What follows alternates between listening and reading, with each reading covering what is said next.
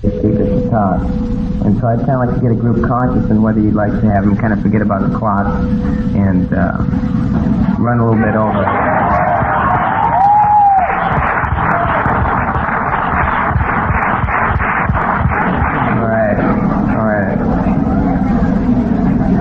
Okay. Now introducing to you from Los Angeles, California, Bob E., our AA speaker.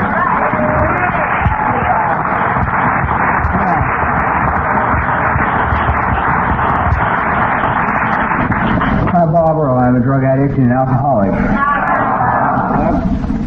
And this talk may be shorter than an hour. It's highly possible I have consumed far too much water while presenting. Head tables are embarrassing, you know. I mean, you can't just slide out, you know. You cannot slide out. And I spent my whole life trying to slide out, you know. I just never want to maintain a low profile. That's the name of my disease, you know. I'm very pleased to be here, and I'm really glad that I was asked to come share. I hate this fucking coat.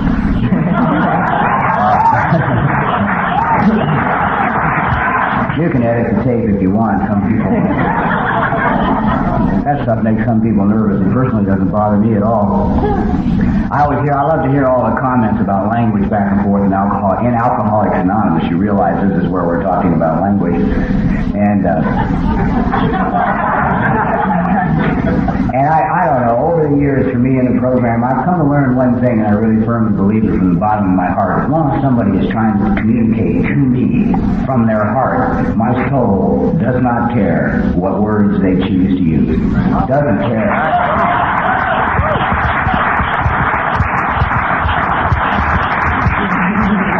The only thing that cares about the words that people choose to use when expressing themselves in Alcoholics Anonymous is my head.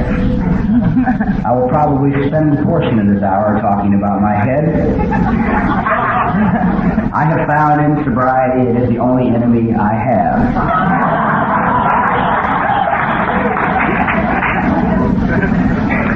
Thinking has proved to cause me more pain in the 17 years I've been clean and sober than all of the people in Alcoholics Anonymous put together who I did not like when I got here.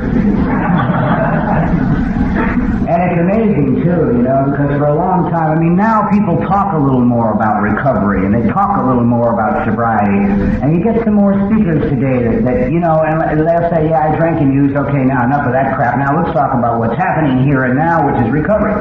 And I'm of that school. I don't, you know, we all need to hear different things from the podium, but I personally, when a man with 20 years of sobriety gets to a podium, and he takes 55 minutes to tell me what he used to be like, and 5 minutes to tell me about what it's like now in recovery, I get uncomfortable.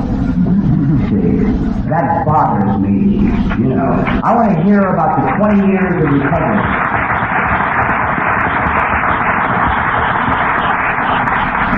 We all know we don't know how to drink or use.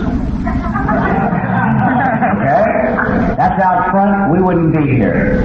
If you knew how, if I knew how, if it worked, if it continued to do for you what it did for you before you got here, you wouldn't be here. Alright? Now we can set that one aside, and now we can talk about recovery, because recovery is where I have found the pain. Recovery is where I've had to discover who I am. I had never, ever, one time contemplated taking my life until I got sober.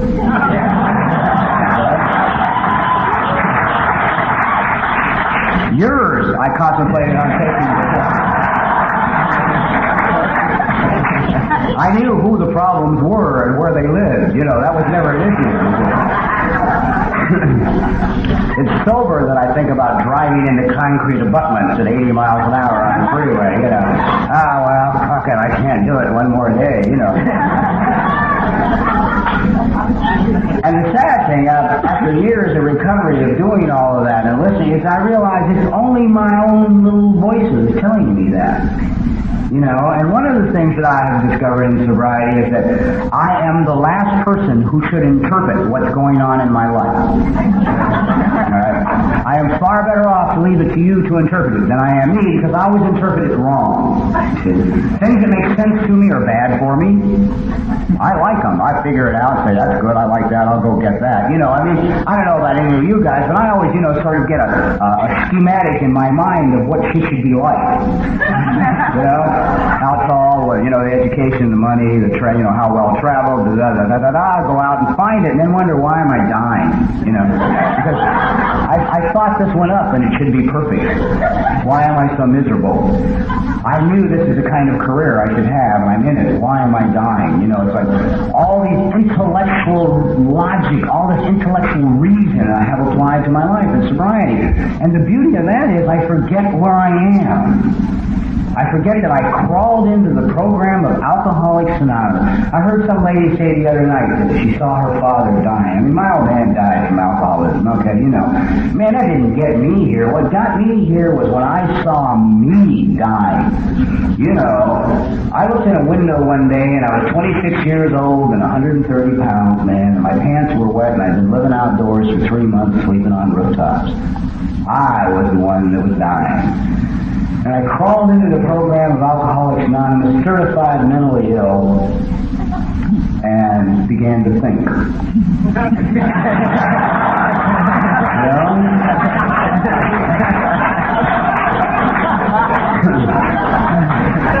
It's like it seems part of my disease is to pretend that I don't have a disease. Part of my disease is to go to Alcoholics Anonymous meetings, which are nothing more than an extension of the day room of any mental hospital anywhere.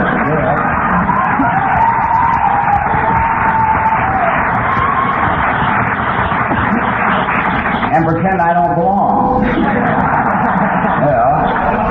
Geez, I'm okay. Sure sorry you feel so bad, I've been in bed for 3 days in tears, but it's nothing serious, Small nervous breakdown, it'll pass. I'll tell you about it when it's over, you see. I learned that's the kind of program my head preferred to work. My head wanted to go ahead, get into the crisis, die, get crazy, cry, crawl through the house, read the book, snivel, just go through all of it. And then I came out the other side, then go to the meeting and say, listen, I want to tell you what was going on last month. I have found the honesty in Alcoholics Anonymous is if somebody just walks up to the podium and goes, oh my God, I did my mistake. Makes people very uncomfortable.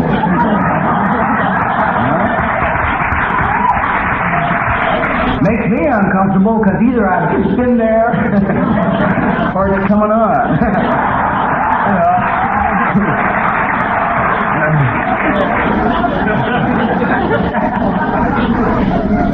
And I never like to look at anything unpleasant about myself. I just discovered recently that and this is going to sound like insanity. Okay, well it is, but which is probably why it will sound like insanity. But after, working this program to one degree or another for 17 years, you think you'd learn something or a few things, which I'm sure I have, but I just learned 2 weeks ago that I can't stand criticism.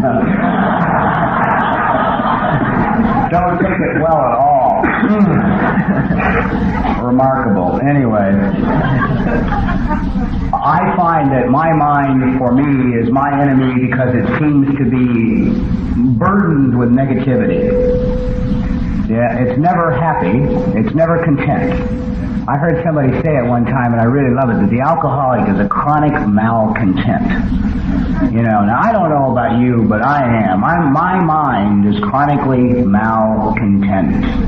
I am never tall enough. I'm never handsome enough. My clothes are never good enough. The car is never expensive enough. I never earn enough money. I am never intelligent enough. My girlfriend is never pretty enough. She doesn't love me enough. My boss doesn't understand me enough. The house isn't big enough. The sunshine isn't bright enough. The fucking meeting is too small. It's not large enough.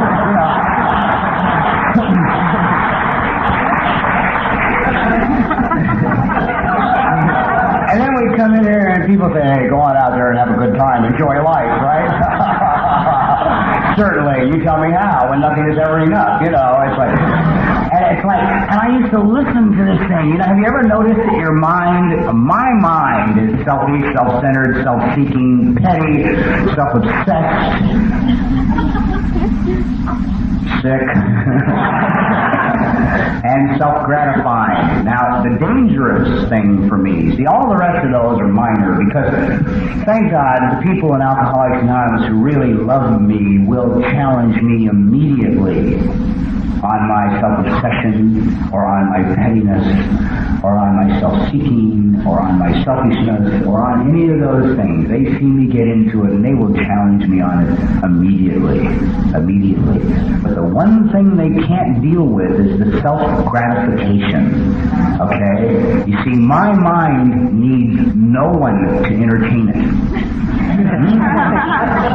Perfectly happy to sit home alone and think. Doesn't need a meeting. It will work out the problem I don't. Okay? In 43 years of living, it has never successfully worked out a problem by itself. Alright? Truth. Truth. Maybe you have, okay? Maybe there's some of you in this room who are well-adjusted, rational, mature adults. Okay? Probably the Alateens.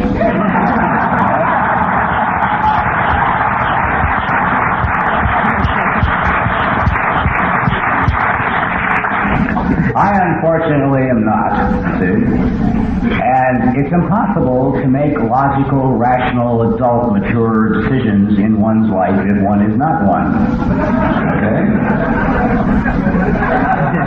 It seems that we have got to get a little assistance. And isn't it interesting that the last thing my mind wants, mine, I'm not talking about yours, it's just mine, is assistance. It has never, ever, at any time since I can remember, asked for help. Doesn't want help. Resents help. Would appreciate it if you would mind your own goddamn business. It would rather die quietly. I am thoroughly convinced, beyond a shadow of a doubt, that my head, honest to God, believes that it can kill me and go on.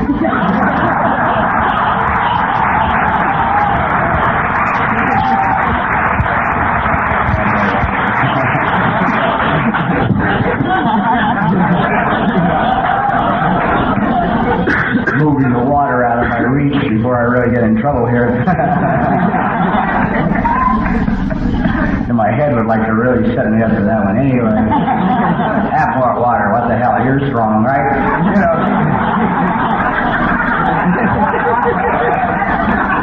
Well, my head's always doing that crap to me. It'll put anything on me that I can't do so it can then tell me how worthless I am.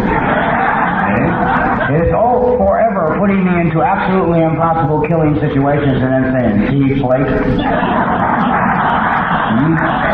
I told you were worthless. Right?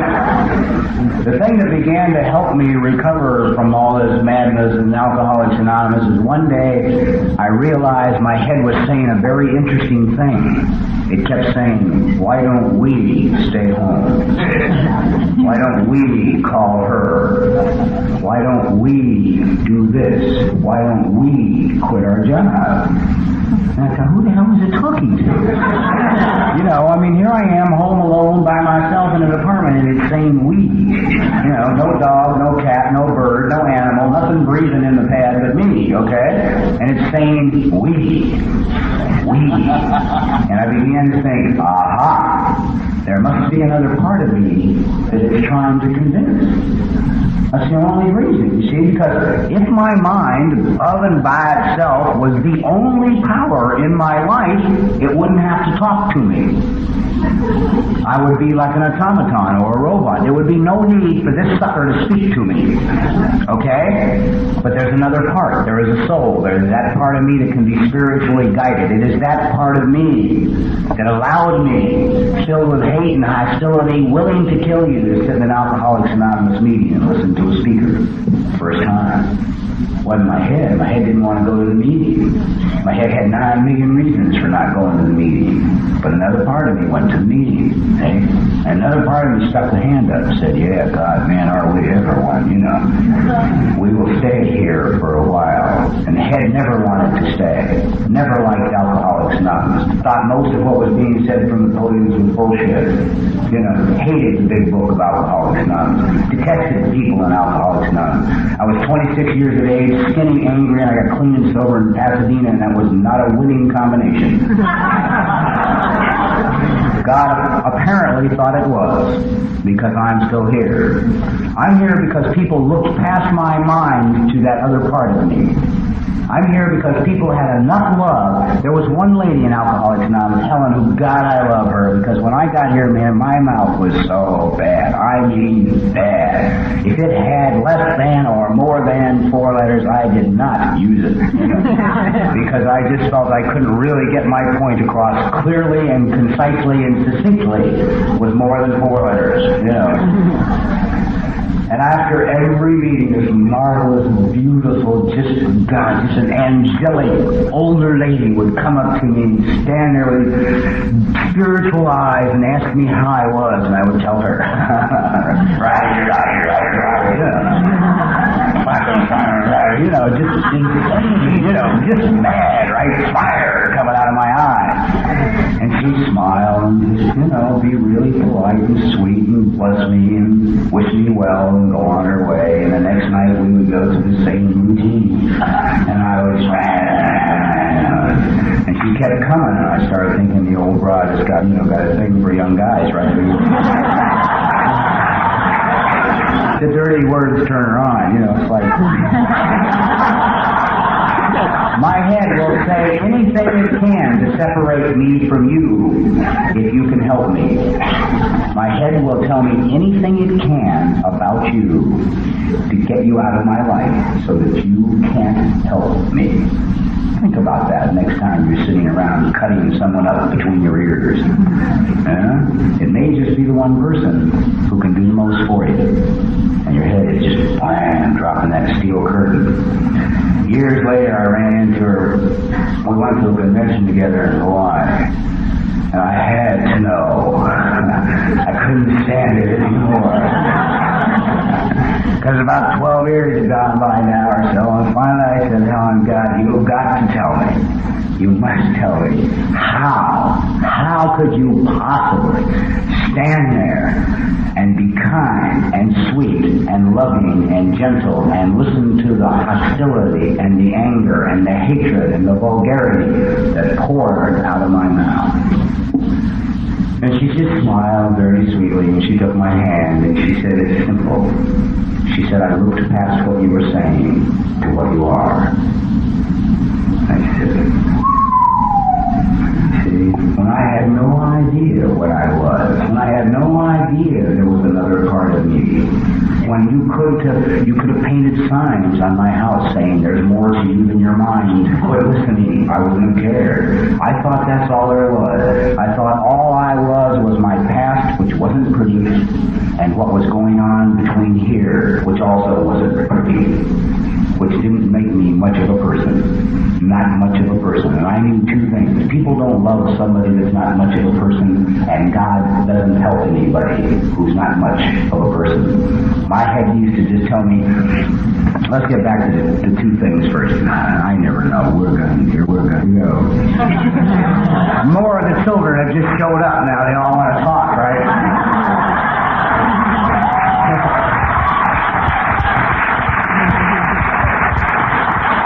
They're saying, okay, fuck him, we're going to get equal time, right?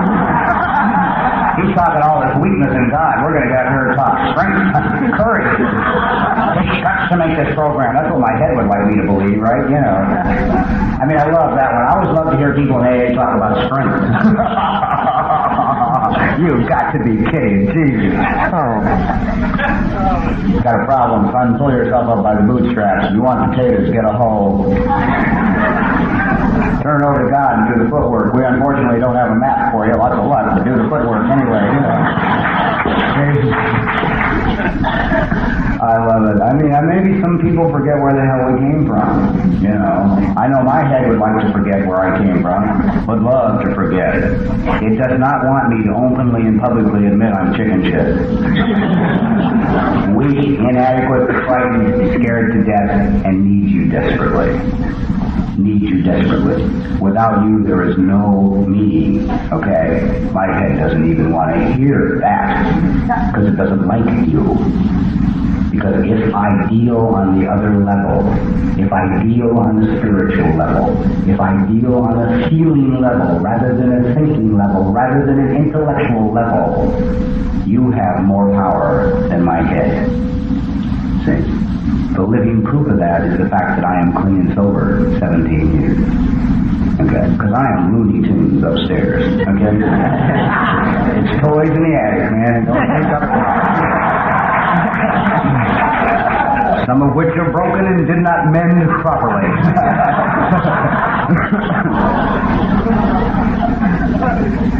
It's like I've had to learn that because my head thinks something doesn't make it so. I heard his truth the other morning. The guy was beautiful, man. He said, 92% of the things we fear never come to pass. And I went, man, the sucker's right. You know, I spend all my life sitting around worrying about next week, next month, you know. I wake up in the morning worried. My head loves the morning. God. I mean, it is always there in the morning. I describe it this way because I know of no other way. It's like a vulture sitting on the headboard looking down, right? And you open one eye and it says, I'm glad you're awake. I want to talk to you.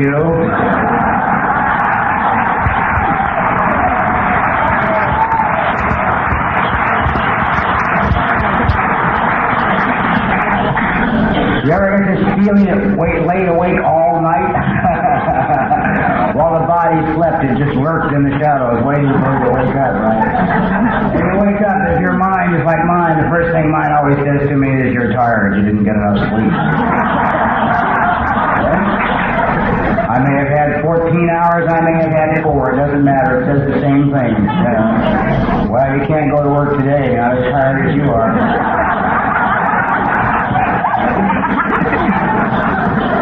Then it says, well, but you better go to work, because if you don't go to work, you'll probably lose your job.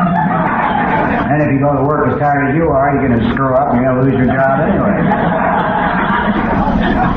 So now you got one eye open, you're unemployed.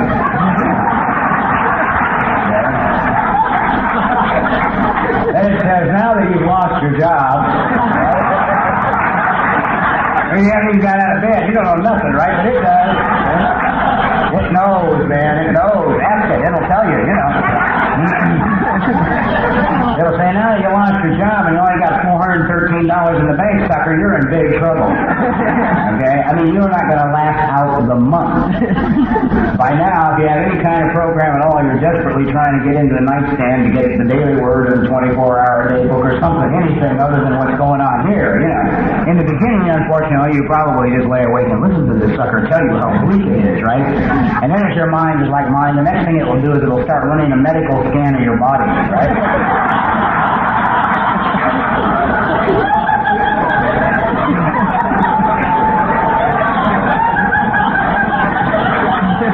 Look for sore spots, right? You know.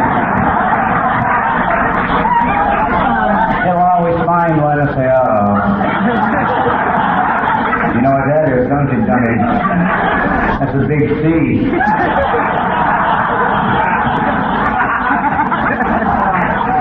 You're going to die. How are you going to handle that? You're going to stay sober, go to meetings and talk about it, or you're going to be sick and shit and drink and hide out. And then they wonder why the sober alcoholic doesn't leap up to greet the day. Okay? You're unemployed, broke, and dying.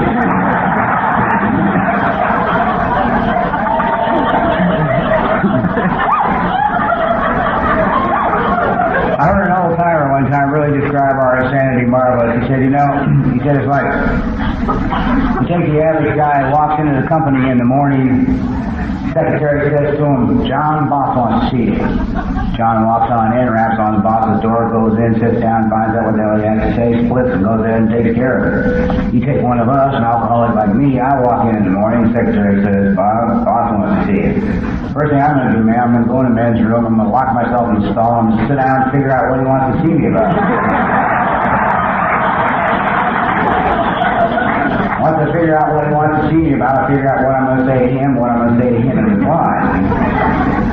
Then I go in his office and I find out, of course, that's not at all what he wanted to see me about. So when we get all done, I go back to John, lock myself in the stall again, think all the things I should have said to him.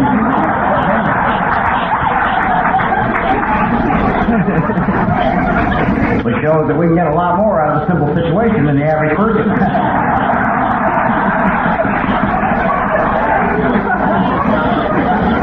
I mean, why feel good? You know, why have a good time? Why the hell should we enjoy life when we can be busy thinking? A friend of mine says, life is what's happening while you're busy making plans.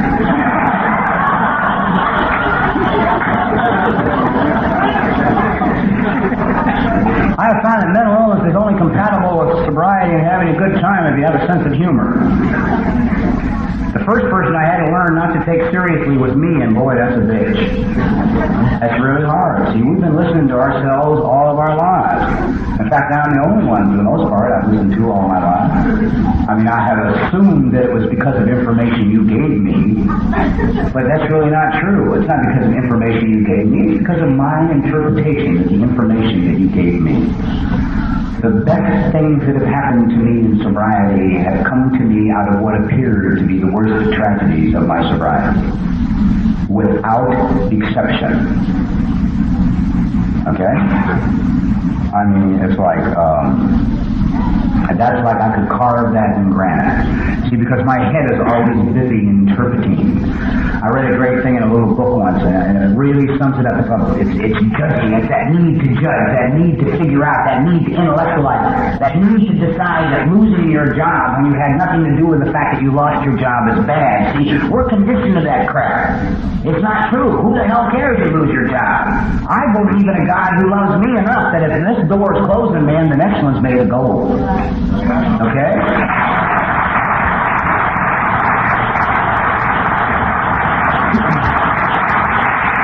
Did not always, however, in early sobriety, believe in that God. Was a little concerned about God when I first got sober. People said, turn it over. You know, just let God come into your life. I thought, certainly, right. I knew that the dumbest thing I could do, man, would be stand out in the open somewhere and say, thy will be done. Okay? I knew what his will was for me. Didn't want any part of it, you know. My head told me that if I was lucky, if God loved me just a little bit, the best I would get would be 20 years sober, washing dishes in a men's 12-house step house, celibate, talking about gratitude.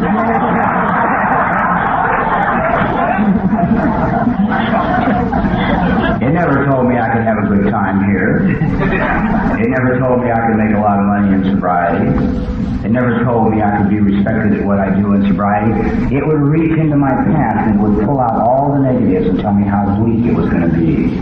It would say, well, you don't have an education. They threw you out of high school in the 10th grade. You don't have a trade. You were in every apprenticeship program in the construction industry and flunked out of all of them. Okay? Don't have a profession, don't have a trade, don't have an education. There's not much hope, man. You know, people try to get me to go out and sell things, right? I remember when that one happened. You know, I gave an AA talk one night, a guy came up, I was sober by now, a couple of years, and totally insane. And somebody came up and said, "John, with that much enthusiasm, you ought to be a salesman." I said, "It's a good idea, right? You know." Well, whenever it's a good idea anymore, I just dust the hell out of the way of it. My life makes no sense to me at all today. None of it, and I have never been happier. Never had more love, more beauty, more peace, more hope, and more thrills in my life than I do today, and I don't understand any of it. Thank God.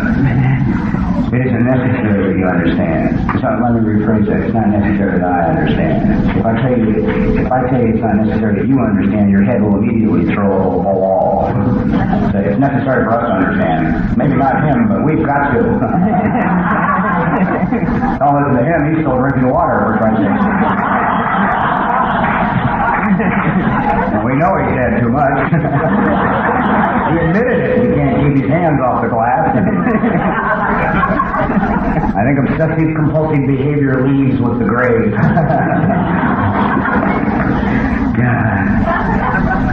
Anyhow, I read this marvelous thing about judgment, see, because I had no hope. I mean, I came from a background. I mean, I'm one of these people who lived in the streets. I ran the streets. I ripped and run in the streets. I'm the kind of person that always took down both ends of those deals, which makes for a lot of enemies and a lot of firepower, and a lot of people get hurt. Okay, that's where I came. That's what you know. So I knew there was not going to be a God or love for me, because you can't hurt people like I hurt people and come in here and have anybody or anything, or particularly this God, whoever, whatever it was, care about you. So there was no hope for me, because my head always interpreted everything. It said, because you don't have an education, you'll never amount to anything. Because you don't have a trade, you'll never amount to anything. Because you're divorced, you'll never amount to anything. Because, you will never amount to anything. It always was interpreting, and that happened to you, and that's bad, and this is happening to you now, and this is bad, and this is happening, and this is bad.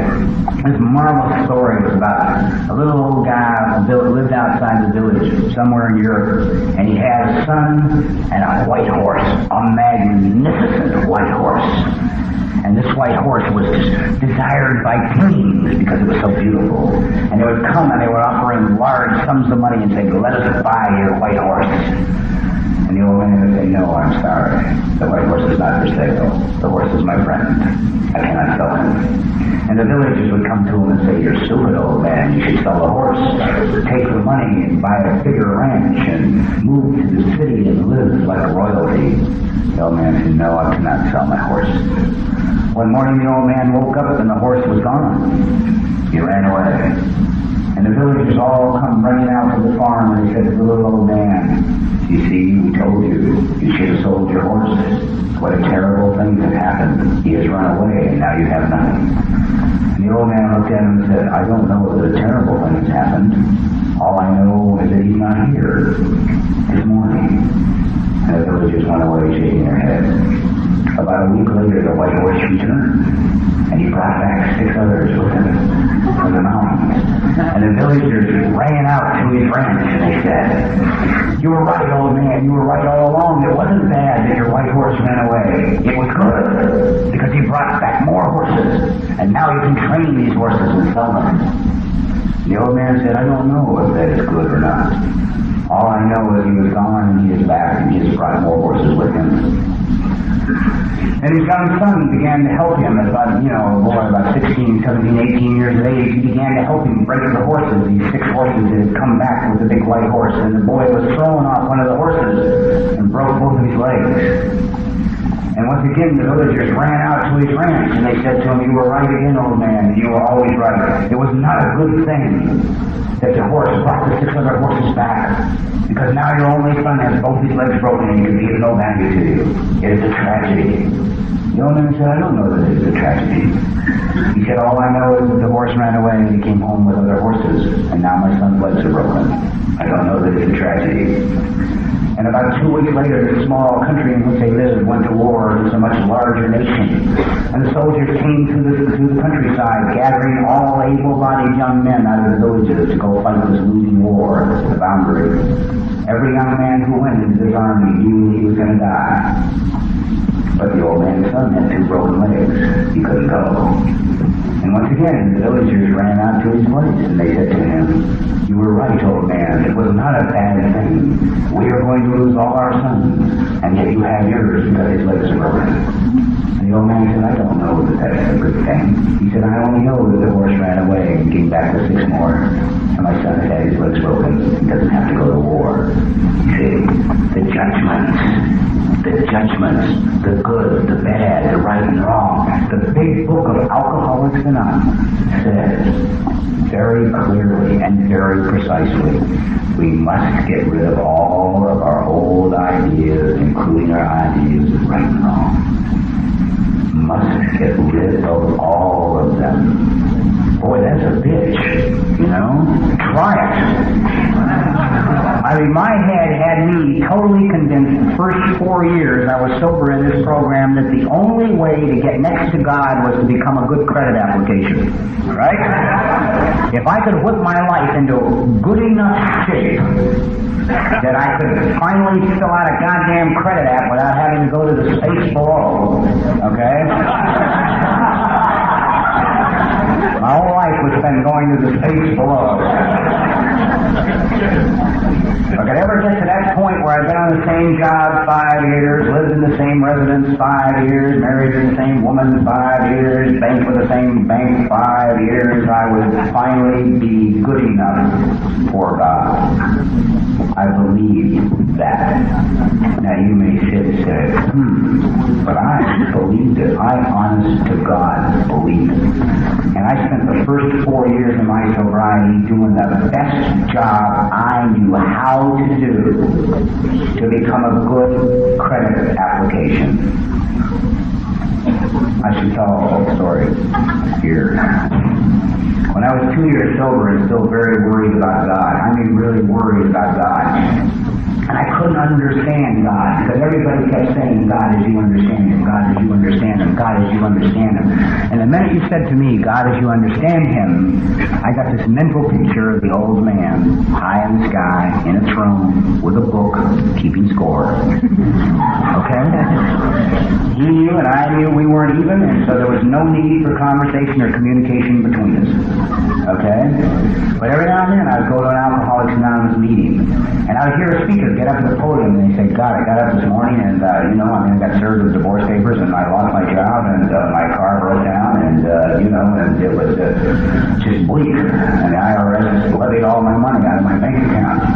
So I went home and I got on my knees and I said, Dear God, please help me, please help me, please help me. And by nightfall I had the old lady back, the IRS to return the money, and the car was running, right?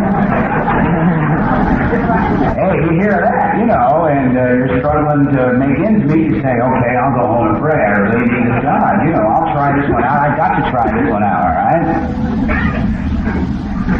I go home, overlap the drapes, always, be cool, right? Can't have anybody look in and catch you on your knees, alright? It's this thing, man, it's what it is, it's the head, right? Oh, God, Jesus, terrible. I say this because it's a point. Some people don't like it, but it's true. Did you ever notice when people pick up a gun to take their lives, they do not shoot themselves in the foot?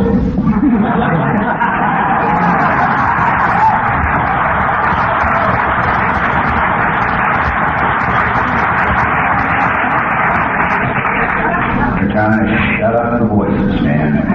Trying to shut up the voices. Thank God we have a program. Thank God my life is filled with people who will listen to my voices. I can talk to my friends with any of the voices I care to, and they just smile and go, Jesus, Bob has another good idea. Watch him go,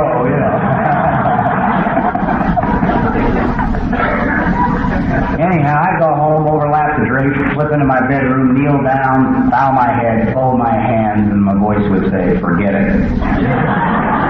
God will only work for the good people, and you're not one of the good people. Hang in there and do it as good as you can. So I went to an Alcoholics Anonymous meeting one night, and a guy told the story. And what happened out of this story was the first step for me of beginning to understand God. Okay, all I'm telling you is my understanding. You can believe anything you want to believe. I know what I say is true for me. Okay. Simple story about two men drinking in a bar in Alaska. One was a very religious man, the other was an atheist. Eventually their conversation swung around to God. The atheist looked at the religious man, he says, I don't believe in your God. Religious man says, why not? Atheist said, I gave your God a chance to prove himself to me once and he didn't do it. Religious man says, in what manner did you give God a chance to prove himself? Atheist says, well, about 6 months ago I was lost about 150 miles north of town in a blizzard. And I knelt down in the snow and I looked at the sky and I said, God, if there is one, I'm lost and I'm going to die. Religious man smiled a very knowing smile. He said, why, you must believe you're here. Atheist said, nah, some goddamn Eskimo came along and showed me the way back to town.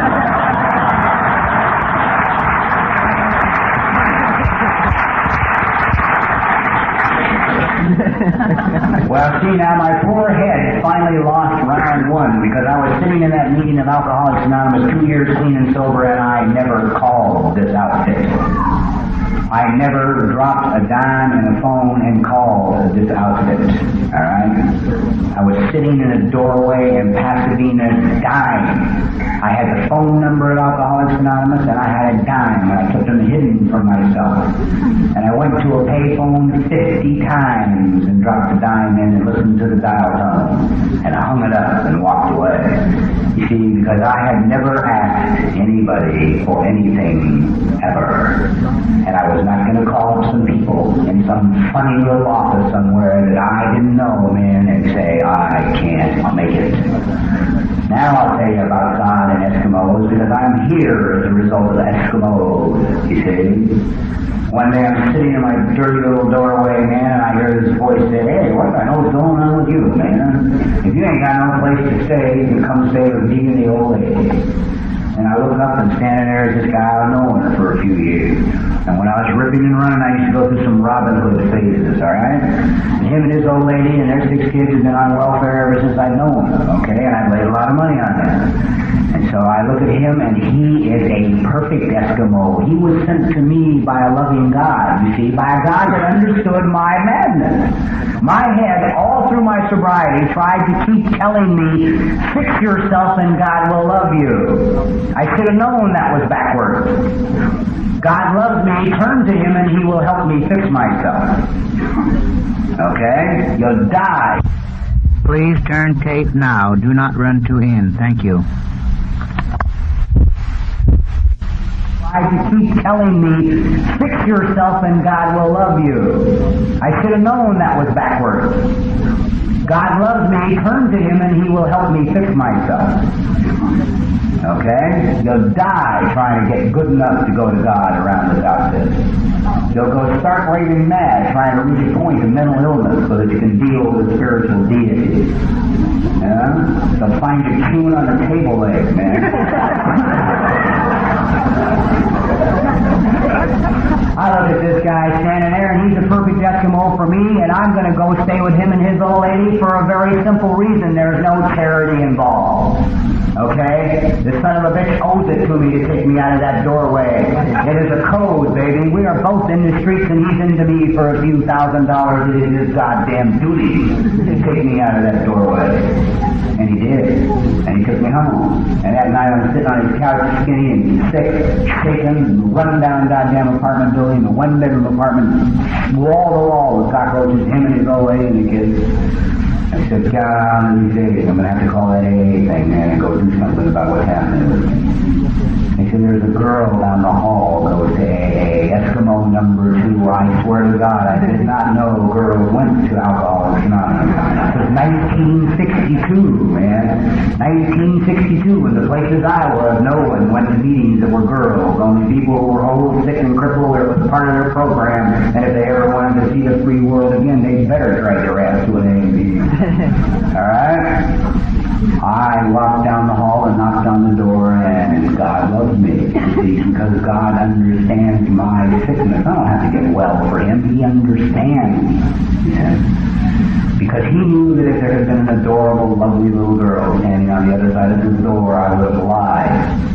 Okay? I would not have been able to help myself.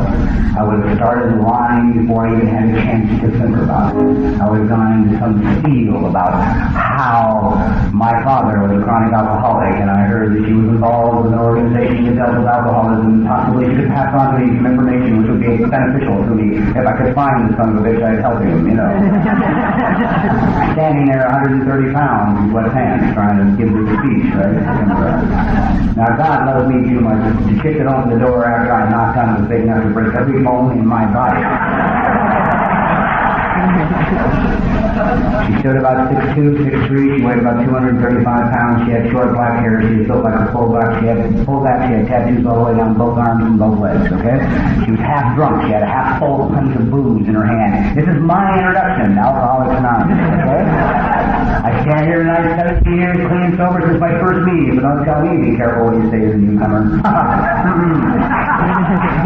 I look at this big, tough, brown man, and I could talk to her because she was street people. I looked at her and I said, hey, I'm curious about this AA thing. She looked me dead in the eyes, God bless her, and she said, hey, will work if you want it, and I am not ready to quit drinking.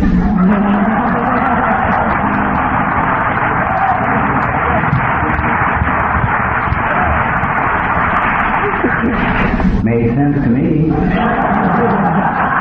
I took one look at her and said, Christ, if I was a big tough rod, I wouldn't quit either. Made sense to me.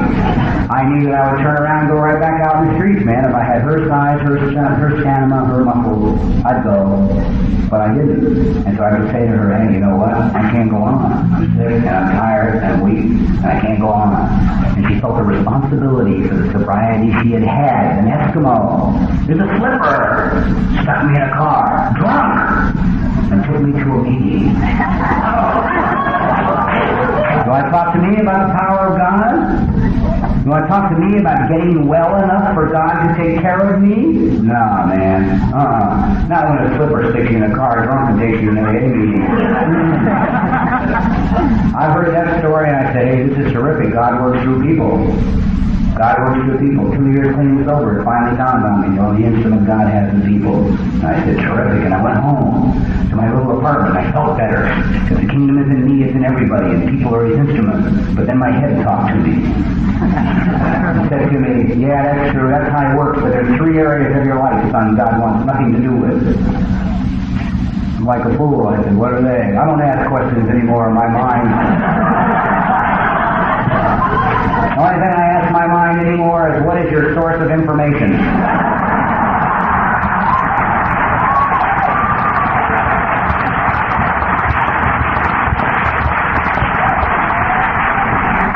Because it doesn't have one. Never has. I don't know where it got all this information from. But Jesus, it's just hysterical. So I said, well, what are they? They said, well, the first area God isn't interested in is the girls that you date. I thought, well, okay, yeah, I can buy that, right? You know God and love and sex and that makes sense. God isn't interested in that area. I accept that. And what's next? The next area God isn't interested in is employment. Dummy, God doesn't care where you work. I thought about that for a minute. I thought, yeah, okay, that's true. That makes good sense. I don't care. God doesn't really care about where I work. I said, all right, what's the last area? I said, money. God doesn't care about money. God and money are not synonymous. And I said, yeah, okay, that makes sense. I said, now go ahead and, get it, right? Now that you know God works through people. Here's what my mind had just done to me, all right? I had begun to get an understanding of a loving God. And my mind had now said to me that employment, money, and women are the 3 areas that God isn't interested in. In the 17 years I've been clean and sober in a program of Alcoholics Anonymous, man, and I have sponsored a lot of people. I have never, ever in my entire sobriety gotten a phone call in the middle of the night from one of my babies who was crying and dying or putting his fist through a wall that the cause of his pain wasn't one of 3 things: employment, money, or women. Okay?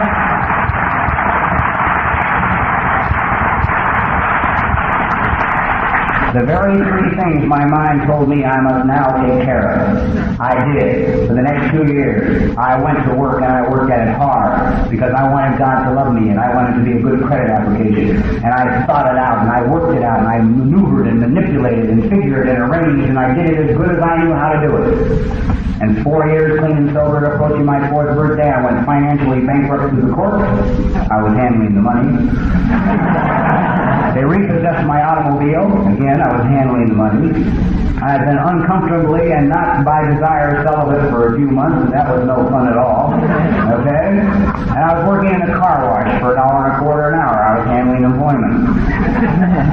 And the bummer about the car wash was I had started in soap at $1.35, but I broke out in a rash from the goddamn detergent.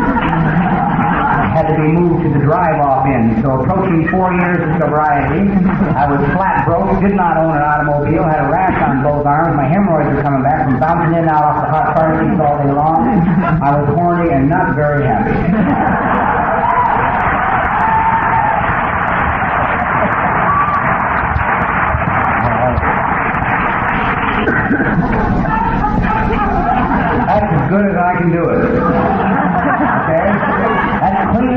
What are the 12 steps, right? What is the sign? Steps to, what is it? Steps to the promises. Okay.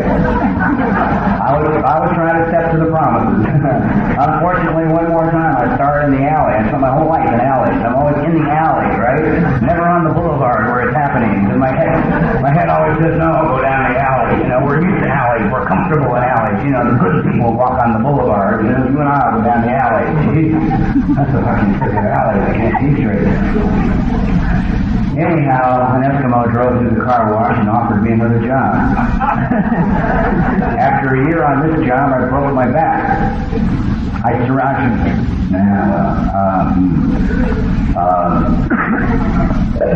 Yeah, okay. Someone's in my head. My head is running out of time here.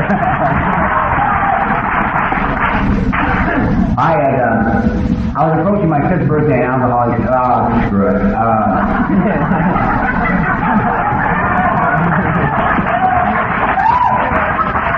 See, I was thoroughly convinced. I kept looking around AA, and I became convinced that there was a secret here.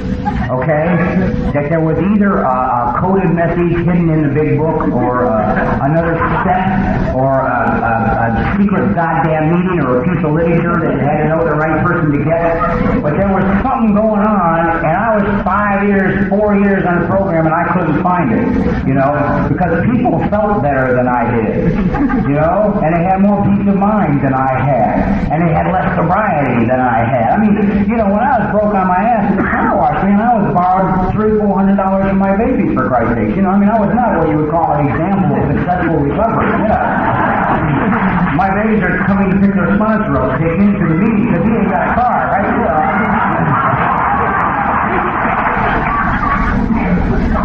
So anyhow, I worked on this job as a die catcher for almost a year, and I went back to a convention in Denver, Colorado, and I was there a week, and I had a great time. We got ready to leave this damn convention. We pulled out. See, I believe in Eskimos and the power of God, and I'm there. Screw it. I'll slow down and tell this man, because I have almost died in sobriety. I've had this immense pain of trying to fix me so that I would be good enough for God instead of letting God take care of it.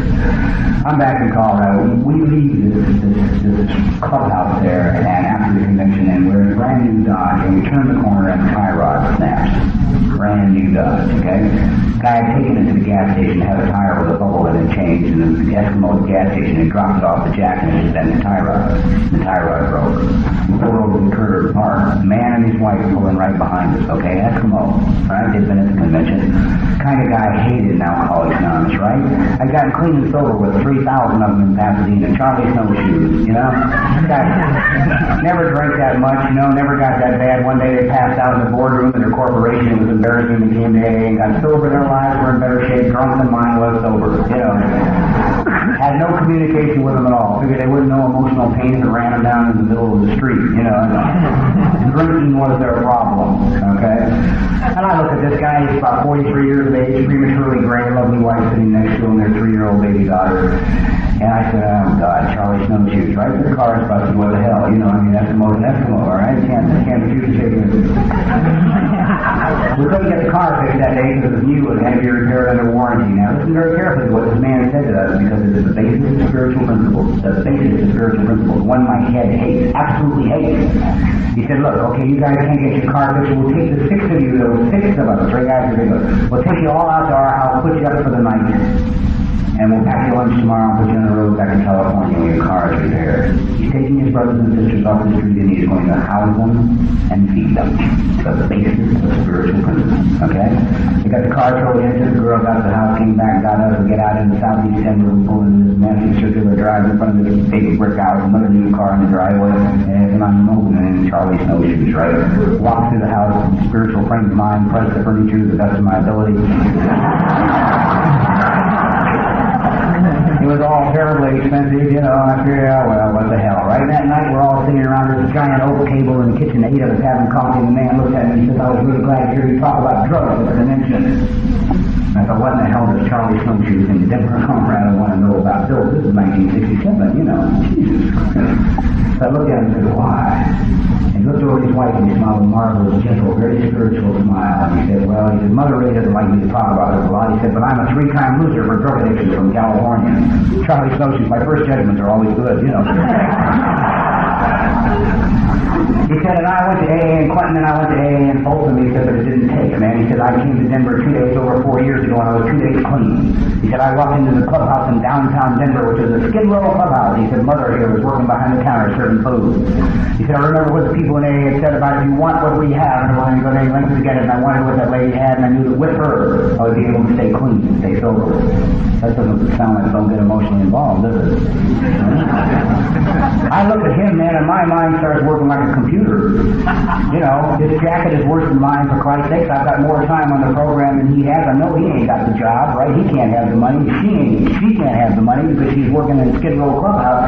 I now know I have finally found the son of a bitch who's going to tell me what the secret is. You can't be living the way he's living, man, without stealing or knowing the secret. And I looked at him and I said, okay, I said, look, I said, I know we both belong to the same fellowship and we both try and practice the same 12 principles in our life on a daily basis. I said, well, would you mind explaining all of this to me? And he looked at his wife and he smiled the same beautiful smile one more time. He said, Mother and I go to a lot of meetings and we take the third step every morning. I was almost 5 years clean and sober. Almost 5 years clean and sober, okay? Heavy into AA activity, okay? I had never said no to an AA request because I was raised that way in AA. I had traveled 40,000 goddamn miles a year in institutions, okay? I helped newcomers that I hated, okay? Got out of bed when I didn't want to get out of bed. I used to make coffee and think about putting raid in it. I hated it. I'd done all these things for 5 years, and for the first time I heard the third step of AA. Made a decision to turn our will and our lives over to the care of God as we understood Him. Period. Doesn't say minus girlfriends, it doesn't say minus employment, it doesn't say minus money, it doesn't say minus anything. It said made a decision to turn our will and our lives over to the care of God, period. I came back to California and I went back to my little apartment and I went to my job one day and I came home that night and I sat down in my bed, and one of the things that had been driving me crazy in Alcoholics Anonymous is I knew that if I could ever find the right prayer, God would understand me. If I could just get to be a good enough human being and I could find the right words with which to pray, then maybe He'd do for me what He was doing for the rest of you in AA. Because you weren't showing me your pain, so I didn't know you were hurting either. And I sat on my bed that night, almost 5 years sober, in absolute total desperation. I looked at the ceiling in my apartment and I screamed at the top of my lungs. I said, if you're not there, I am fucked. I could change the prayer for those of you who are sensitive, but it would diminish it a lot. Yeah?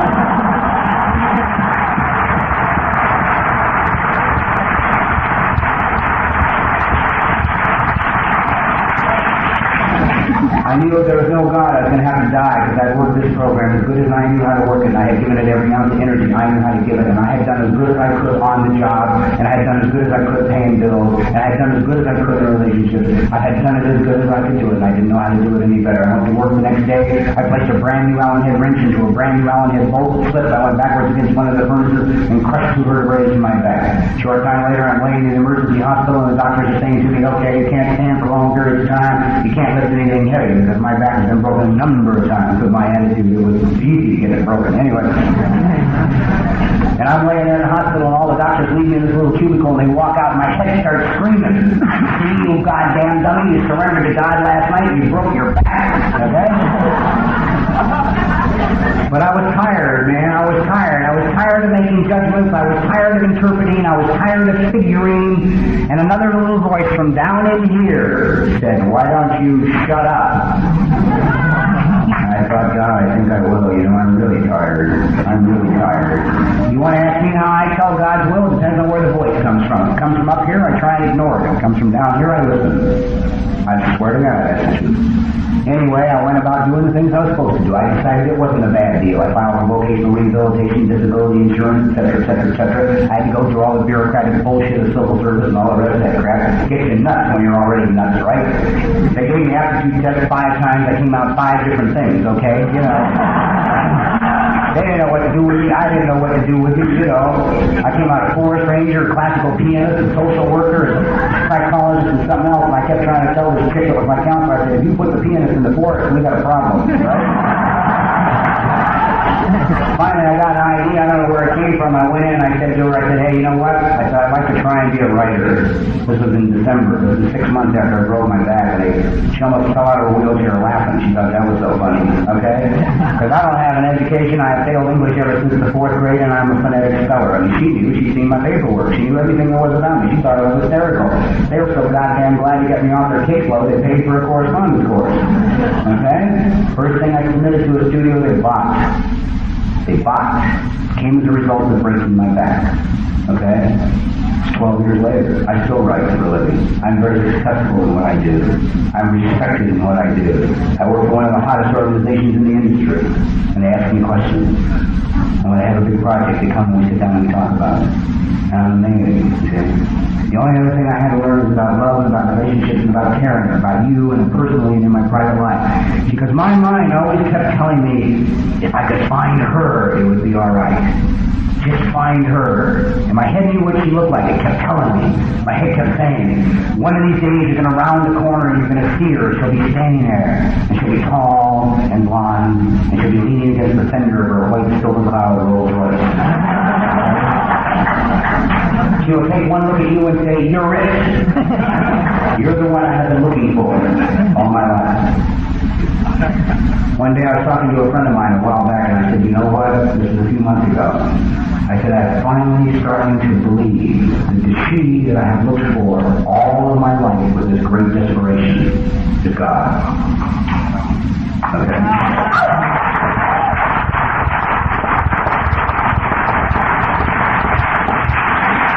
You see, because I'm weak and I'm inadequate and I'm frightened and I'm chicken shit and I'm scared to death, and all I ever wanted was for somebody to take care of me. Okay? So I decided I'm not going to look for her anymore. I will decide that she is God, and that is it. Now in my life, I have a lady who is not that tall, brunette, and drives a Datsun. I've never been more in love or happier.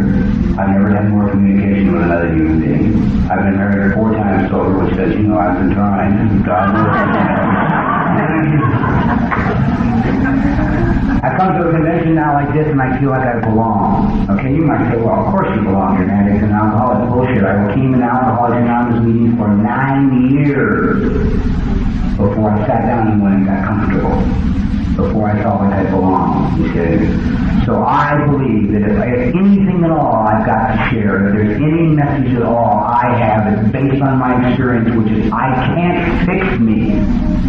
That there is a God who loves me enough, who is powerful enough, who cares about me enough, that He gave me you. Right? I mean, a slipper, drunk, took me to me. You can't intellectualize that one. You see? In 17 years sober, thank God for you and for God. Because everything I have in my life today, I never even fantasized in my wildest imagination. I was never a worthy enough human being to live the way I live, to have the job I have, to earn the money I earn, to share the love that I share with my ladies. I never was a worthy enough human being. So I guess God doesn't require anything from me other than just sit down, shut up, and let Him bring me here to you, and you will lead me to what I have. And I really love you, and God bless you, and thank you very much.